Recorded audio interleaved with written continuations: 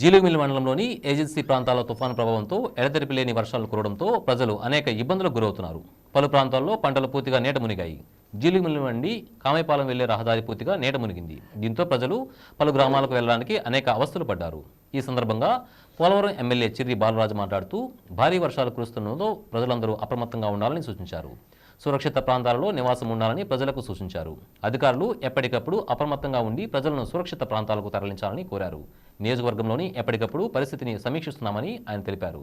తుఫాను కారణంగా పలు పంటలు నీట మునిగాయి. మారుమూల ఏజెన్సీ గ్రామాలకు రాకపోకలు నిలిచిపోయాయి.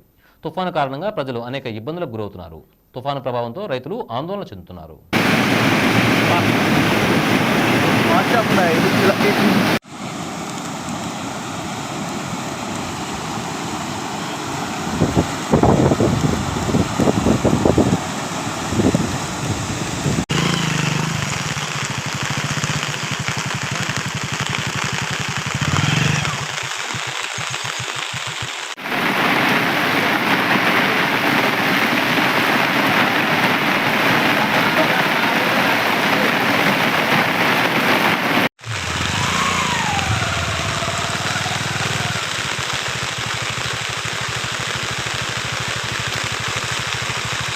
నమస్కారం అండి.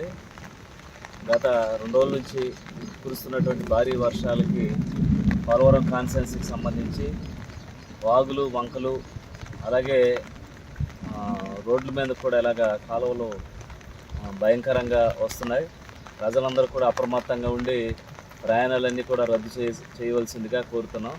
అలాగే జన సైనికులు, టీడీపీ నాయకులు, బీజేపీ నాయకులు కూడా ఈరోజు డిపార్ట్మెంట్లకి, పోలీస్ డిపార్ట్మెంట్ కానీ, రెవెన్యూ డిపార్ట్మెంట్ కానీ సహకరించి వాగుల వద్ద పహారా కాసి ఎవరిని కూడా వాగులో దిగనివ్వకుండా చేయవలసిందిగా కోరుతున్నాం. అలాగే ప్రభుత్వం కూడా అప్రమత్తంగా ఉంటుంది. అలాగే 24 గంటలు కూడా మేమందరం కూడా ఈ ప్రజా సేవ కోసం ఉన్నాం కాబట్టి తప్పకుండా 24 గంటలు అందుబాటులో ఉండి ప్రజలకి ఎటువంటి అపాయం కలిగినా కూడా దగ్గరుండి చూసుకునే విధంగా మేము చూస్తున్నాం. అలాగే ముఖ్యంగా కుకునూరు, వెలేర్పాడు, జీలుగుమిల్లి, బుట్టాయిగూడెం, పోలవరం మండలాల్లో ఎక్కువ కల్వర్ట్లు ఉన్నాయి. కల్వర్ట్లో ఎవరు కూడా దిగవద్దని మనస్ఫూర్తిగా కోరుతున్నాను. అలాగే ఏ అపాయం వచ్చినా సరే ఇమీడియట్లీగా జన సైనికులు, టీడీపీ నాయకులు, బీజేపీ నాయకులు స్పందించి అక్కడ సహాయ సహకారాలు రెవెన్యూకి అలాగే పోలీస్ డిపార్ట్మెంట్కి వెంటనే సమాచారం కానీ లేకపోతే మన వంతుగా సహాయ సహకారాలు అందించాలని మనస్ఫూర్తిగా కోరుకుంటున్నాను.